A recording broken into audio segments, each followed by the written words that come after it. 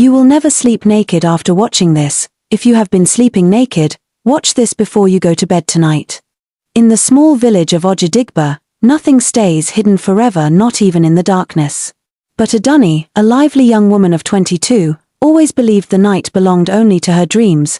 Adunni was beautiful in a raw village way, deep brown skin that shone like polished clay, eyes sharp like a hawk's. She was stubborn too. Her mother, Mama Bose, warned her every night, "Adunni, wear your wrapper before you sleep. It's bad to sleep naked. It invites wandering spirits." But Adunni laughed it off. "Mama, spirits don't care about wrapper. Let fresh breeze touch my skin, beg." In Ogidigba, people slept early, roosters crowed by 4 a.m., and the elders gathered under the big iroko tree at dawn to gossip about who fought who stole goat, who gave birth. But nobody ever discussed what they did alone at night until Adunni's carelessness opened the door. Each night, Adunni removed her thin Ankara wrapper, folded it neatly, and spread her arms like a careless queen on her bamboo bed. She liked the feeling of cool air on her skin. The old wooden window had no curtain, only a piece of sackcloth hanging loosely.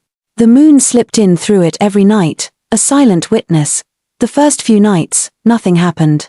But on the 7th night, as she drifted into deep sleep, she felt a soft breeze brush her leg. She ignored it.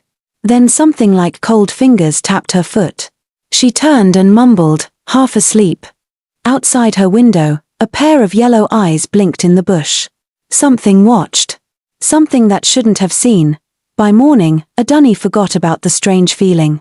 She woke up early, tied her wrapper carelessly, and strolled to the village stream to fetch water. At the stream, she heard the other girls whispering.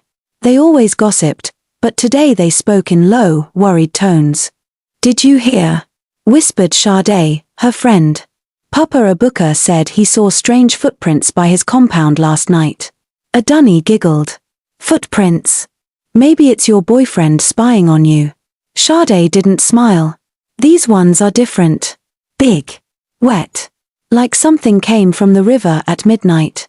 Adunni shivered slightly but brushed it off. She filled her calabash with water and headed home, humming a tune to silence her unease. That night, her mother watched her closely. "Adunni, did you hear about the footprints? Tie your wrapper tight tonight. Mama, you worry too much." When Mama Bose slept, Adunni untied her wrapper again and spread out naked under the full moon. She thought she heard a whisper in the wind, "Cover yourself." But she laughed, turned over, and slept deeper than ever. Outside, the yellow eyes blinked closer. That night, while the moon sat high above Ogidigba, a soft rustle woke Adunni. She turned, thinking it was the wind, but the rustle grew louder, scrape, scrape on the dusty floor. She squinted. A shadowy figure crouched near her feet. It was not a man, not an animal, something in between. Its hair looked like tangled roots, its skin pale as ash. It sniffed the air around her bare legs. Adunni's heart froze. She tried to scream but her throat locked up. The creature reached out a bony finger, tracing a line from her ankle up her calf. She gasped. Suddenly, it paused, its nose twitching. Then it crawled backward, sliding out the window like smoke. She jumped up, heart pounding. She grabbed her wrapper, tied it tightly, and sat trembling till dawn. At daybreak, she ran to the elders. She told them about the shadow. The elders listened, faces stern. Old Papa Gok, the oldest man in Ogidigba, leaned forward on his carved stick. "Did you sleep without covering?" Adunni looked down. "Yes." The elders shook their heads in unison. "Foolish girl," Papa Gok hissed. "The spirits that roam at night look for shame to feed on. A naked sleeper invites them." Adunni stammered. But I'm in my house." Papa Gok barked. "The moon is your roof. The wind is your wall.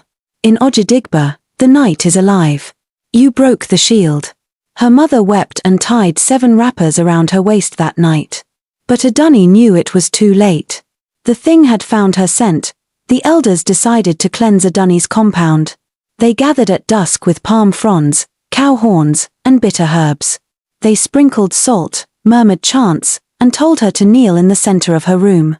They rubbed chalk on her forehead and drew signs on the floor. But the next night, the thing returned. This time, Adunni stayed awake. When she heard the scrape, scrape, She held her breath. She saw its shadow by the door, taller now, moving slowly, sniffing for her naked skin. But she wore 2 wrappers, tied tight with a rope. The thing sniffed, turned away, and crawled under her bamboo bed. She heard a faint scratching sound, then silence. At dawn, she found strange markings under her bed. Tiny bones. Bits of black feathers. And a broken bead her grandmother used to wear. Her mother gasped. "Your grandmother's bead." But she was buried with it. Adunni ran to the elders again. Papa Gok's eyes widened. "If it brings grave items, it wants to collect your shame forever. You have to confess. What else did you do at night?" Adunni, trembling, remembered. She once mocked the shrine's guards for wearing old wrappers. She mocked the gods. The villagers gathered for a final midnight ritual at the big Iroko tree. A circle of flaming torches lit up the clearing. Drummers beat slow, heavy rhythms. Adunni, wrapped in 7 layers of white cloth, stood in the center, shaking. The chief priest raised a calabash of river water, sprinkled her from head to toe, and chanted, "The moon sees what shame hides. The wind tells what shame hides. Cover your skin, cover your shame, cover your secret." A sudden gust blew out the torches. The moon flooded the clearing with pale light.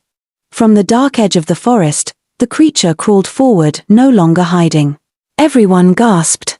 Its hair writhed like worms. Its empty eyes glowed. Papa Gok stepped forward, fearless. He threw a calabash of ashes at the thing. It screamed, a sound like a goat crying in a storm. The drummers drummed faster. The thing turned to smoke and vanished into the earth. Adunni collapsed. The villagers lifted her, chanting prayers until dawn. When the first rooster crowed, the villagers stood in silence. Papa Gok turned to Adunni and spoke the final words. "The moon saw your shame because you gave it freely. The night spirits danced on your pride because you mocked the shield of decency. Never again sleep naked, for the eyes that watch at night do not close." After the village ritual, Adunni stayed indoors for 2 days. Mama Bose forbade her from stepping outside at night. Women brought her food, roasted yam, pepper soup, palm wine, and told her to rest.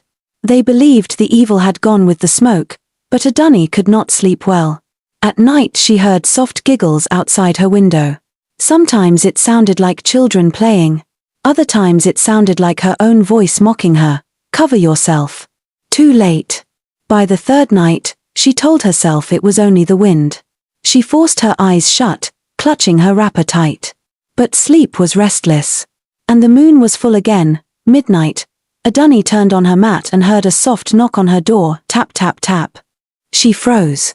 Nobody knocked at night in Ogidigba. If it was urgent, they shouted your name. Nobody tapped. She held her breath. The knock came again, more insistent. Tap tap tap. "Who is there?" She whispered. No answer. She peeked through a crack in the door, nothing. She stepped back. The knock grew louder, tap tap tap. She wanted to scream for Mama Bose, but her mother slept in the other hut and the wind carried the sound away. Suddenly, the knock stopped. Silence. Adunni dared to breathe. She backed away, clutching her wrapper tighter. Then, from the corner of her mud room, she heard her own voice, but she was not speaking. A low echo, like a mocking twin. "Adunni. Unwrap yourself." She screamed. The echo turned to laughter, a chorus of voices, old and young, male and female, all repeating, "Unwrap. Unwrap." She shut her eyes and prayed. The laughter faded. When she opened her eyes, the moonlight shone brighter than a lantern through the torn sackcloth window. In the beam stood the same shadow, taller, clearer now. This time Adunni did not faint. She clenched her teeth. "Who are you?" she demanded, voice trembling. The shadow rippled like smoke, then slowly formed the outline of a woman, naked, hair long like river reeds, skin pale like cold ashes. But her face looked just like Adunni's. Adunni gasped. She stepped back till her back hit the mud wall. The thing tilted its head, mocking her. It whispered, "Your shame is my doorway. I feed on what you show."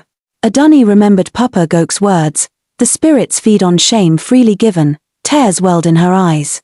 "What do you want?" The thing pointed one bony finger at her wrapper. "Give it. Be free. Let the moon finish the secret." Adunni shook her head. "No, The thing hissed, a cold wind blew through the hut. Her wrapper fluttered as if invisible hands tried to untie it. She gripped it tighter, dropped to her knees, and cried out, "Moon, forgive me. Ancestors, cover me." Suddenly, a soft knock echoed again, this time from her door. But this knock was different, firm, gentle. "Adunni." Mema Bose's voice. Adunni crawled to the door and flung it open. Her mother rushed in with Papa Gok and 3 other elders holding burning sticks of palm fronds. They stepped into the room, saw the thing, half shadow, half Adunni, and began to chant. Papa Gok sprinkled salt, ashes, and bitter cola on the ground. The thing screamed, turned into black mist, and vanished through the roof. The elders did not leave immediately. They searched her hut. Beneath her bed, they found a small clay pot she had never seen, hidden deep in the dusty corner. Inside were scraps of her torn wrapper, strands of her hair, and the same broken grandmother's bead. Papa Gok's eyes turned dark. "This is not ordinary. Someone put this here. Someone in this village sent the spirit to shame you." Adunni's mouth dropped. "Who?" They made her drink bitter leaf water so her tongue could not lie. She closed her eyes and whispered a name that tasted like poison. Sade, her own best friend. At dawn, the villagers gathered Sade at the square. She wept and confessed. "She mocked me. She called me poor. She showed off her body like she was better than all of us. So I went to the old shrine keeper. He gave me the pot, told me the moon would teach her a lesson." The elders banished Sade's family for 1 moon cycle. The old shrine keeper was made to cleanse the village square in shame. Papa Gok turned to Adunni. "Your nakedness gave your enemy power. Never again show what must stay hidden. In the village, your skin is not only yours, it is your protection." From that day, Adunni wrapped herself every night, even in the hottest harmattan. She taught the young girls too, not just with words, but with the story of her shame. When they asked, "But why, Auntie Adunni? Why can't we sleep free like city girls?" she would sit them under the big Iroko tree and point to the sky. "The moon sees. The wind whispers. And not every eye that looks wishes you well." Sade and her family left Ogidigba before the next full moon. People thought the village would be peaceful again. The shrine keeper who sold her the clay pot swept the village square every morning at dawn. He carried his calabash of bitter cola and salt to every compound, begging forgiveness for selling secret charms. Adunni felt safer for a while. She tied her wrappers tighter than ever, even during the day. She would never be careless again, but peace never lasts long when shame has tasted freedom. One evening, as the dry harmattan wind blew dust through the village paths, a rumor spread. A child saw a naked woman dancing by the old shrine at midnight. Adunni laughed when she heard it at first. "It's not my concern," she told Mama Bose. "I sleep covered now." But by the 3rd night, the rumor grew teeth. "The naked woman has Adunni's face," she stormed to the square. "Who says these lies? I sleep at home. Ask Mema." The elders looked at each other. Papa Gok raised a bony finger. "Adunni. Shame once freed does not die easily. It wears new faces." The elders decided to check the old shrine. The forest path was quiet, but the wind carried whispers. Adunni followed behind the men, clutching a gourd of salt water. When they reached the shrine, they found footprints in the red soil, small, bare feet circling the sacred stones. Papa Gok bent low, touched the prints, and sniffed the air. His eyes darkened. "These are yours, Adunni." She fell to her knees. "I swear I never came here." The old shrine keeper stepped forward. His voice cracked like dry firewood. "Not you, your shadow. When shame is stirred, it dances without your body." Adunni's stomach turned. "How do I stop it?" Papa Gok's eyes glinted in the moonlight. "You must find where your uncovered shame sleeps and seal it." That night, Adunni dreamed she was walking in the forest naked, hair loose, laughing wildly. She danced around a fire, and other shadows danced with her, women, men, children. She woke up drenched in sweat. Mama Bose sat at her feet, sprinkling salt water on her. "Mama, it's not me," Adunni wept. Mama Bose brushed her cheek. "Child, the moon knows the difference. But people don't." The next morning, villagers gathered. Whispers grew louder. "If Adunni is causing spirits to dance naked at the shrine, maybe she is a witch." Papa Gok stood by her.